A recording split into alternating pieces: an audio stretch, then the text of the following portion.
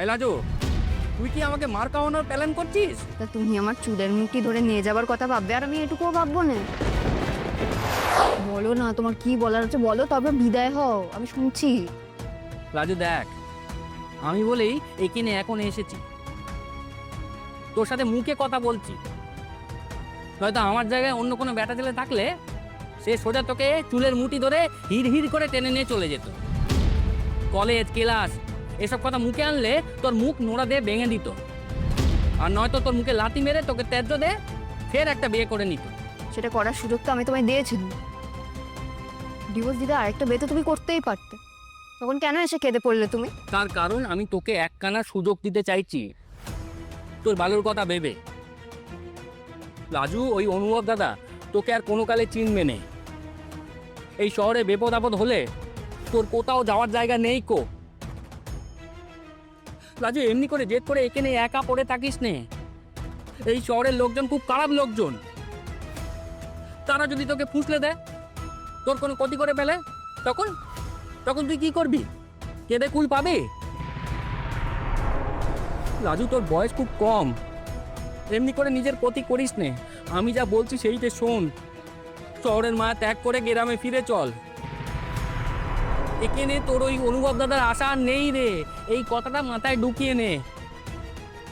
রাজু, 5টা লোকে তোকে চিড়ে খাবে। তোর ভালোর জন্য আমি কথাগুলো বলছি, আমার কথাগুলো মন দিয়ে শোন। ক্ষমা করে দাও আমি, আমার এত ভালো না তোমায় ভাবতে হবে না। সেই বিয়ে হওয়া থেকে তুমি আমার অনেক ভালো ভেবেছো, ভালো ভেবে তুমি আমায় ত্যাগ দিয়েছো। দায়িত্ব নেওয়ার থেকে বাঁচার জন্য পালিয়ে যাচ্ছো, মিছে কথা বলেছো, গায়ে হাত তুলেছো, আমাকে জব্দ করার জন্য মিথ্যে নাটক করেছো। এত ভালো আমি কোথায় রাখবো বলো তো? এরপর তুমি আরো ভালো করতে চাও আমার, তাই জন্যই আমি তোমাকে বলছি তোমার ভালো না তুমি নিজের কাছেই রাখো। আর তুমি এই যে পথের কথা বলছো, যে আরো 5টা ব্যাটা ছেলে হলে আমার মতন মেয়ের সঙ্গে করতো, তার মধ্যে থেকে তুমি 2 নম্বর পথটা ধরে নাও। তুমি না আরেকটা বিয়ে করে নাও, বিয়ে করে সেই বউয়ের জন্য তুমি এই এত এত সিন্দুক ভরে ভালো তুমি সেই বউয়ের জন্য করো। তোমার এত ভালো না আমি আমি সইতে পারছি না। আর সেই 2খানা পথের যেই প্রথমটা বললে আমার চুলের মুঠি ধরে হিচড়ে নিয়ে যাওয়া, সেটা আমি তোমার ভালো চাই বলে চেষ্টা করতেও মানা করে দিচ্ছি। এই শহরের মানুষ একদম ভালো নয়, আমার বন্ধু বান্ধবরা তো একদমই ভালো নয়। তুমি হাতখানা যদি একবার বাড়াও, তোমার যে কি হাল হবে সে আমি জানি না।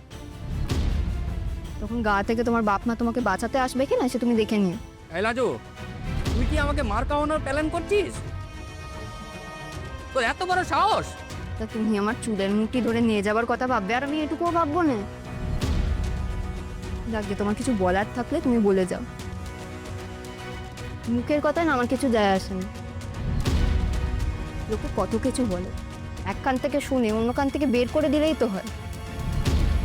কিন্তু আমার গায়ে হাত দিলে তোমার কিন্তু বিপদ আছে।